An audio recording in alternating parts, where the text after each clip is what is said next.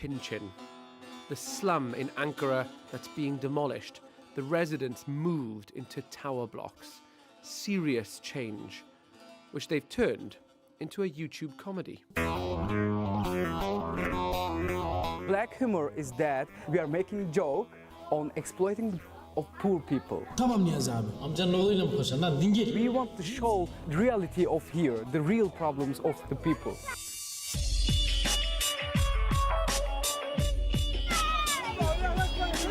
Tell me where we're walking through now. So this is ÇiNÇiN. Now we are in the highest place in ÇiNÇiN. So these shanties are almost the last shanties in ÇiNÇiN. They will also become to the big building, to the big apartments. And government is coming from down to up. So they look down the hill here and you can see at the bottom this tower blocks. Yeah. Which are kind of slowly ascending their way towards us as Definitely. they come up more and more as they get constructed. Yolunda Ayşe, sahne 21, tek 3. This isn't a set.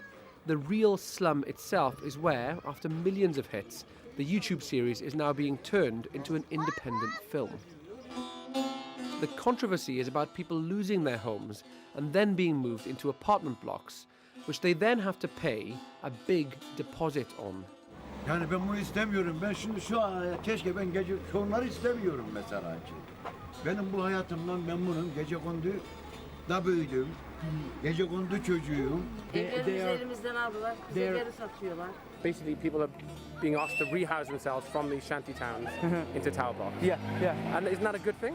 Actually, it's not good thing because people are happy in their normal shanties. They have their culture, and this is town culture. This is square culture.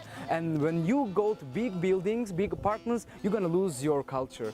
This place called Death Hole by ÇiNÇiN people. Why is it called a death hole? Because some people died here in the past. They use drug like cocaine, like heroin, like weed. It's a death hole, but there's a million lira view of Ankara. Yes. Gecekondu'da yaşıyoruz ama birbirimize sıkı kenetlenmiş. Yani temiz, nasıl temiz yani diyelim, suç işleyenler tabii ki var.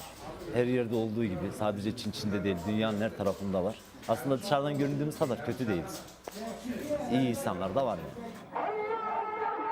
The actors felt that those who controlled Turkish mainstream TV wouldn't allow them to criticize the government's slum policy. We decided to go to social media because they cannot cut us and we can show what we want. Bizi hemen bu numaralardan arayan ilk 5 kişi... Our characters, they are kind of Robin Hood. Unutmayın değerli izleyiciler. Bal... So many companies made fake honeys for people, cheap price but bad quality, and it was harmful for them. Our characters found one boss which has this fake honey company, and they were tricking that boss, and they were taking his money, and they were taking real honey from his company to the ÇiNÇiN, and they used this money to the ÇiNÇiN society. Ironically, Yolanda Ayşe can't be viewed in ÇiNÇiN. There's no internet here, apart from in the tower blocks. İnternetimiz olmadığı için, öyle bir imkanımız olmadığı için şu anda izleyemiyoruz. Televizyonda veya işte sinemaya girdiği zaman o zaman ancak izleyebiliriz. ÇiNÇiN'de çoğu kişide internet sorunu var, ciddi bir sorun. Onun için de galayı burada yapmayı düşündük. ÇiNÇiN'de gala yapacağız. Herkes izlesin, bilgisi olsun diye.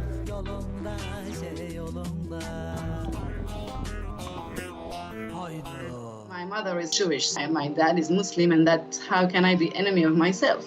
I have a condition called trichotillomania. It's a very complex hair loss disorder where I tear out my hair strand by strand. They're coming. They're coming, aren't they? I don't see any. Doesn't mean they're not out there somewhere.